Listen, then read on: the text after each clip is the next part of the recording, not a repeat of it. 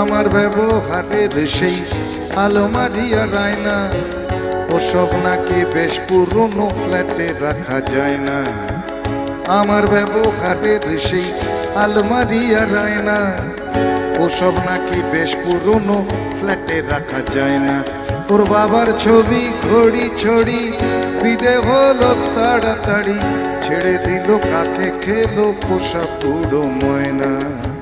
স্বামী স্ত্রী আর এলসেশিয়ান জায়গা বড়ই কম, আমার ঠিকানা তাই বৃদ্ধাশ্রম।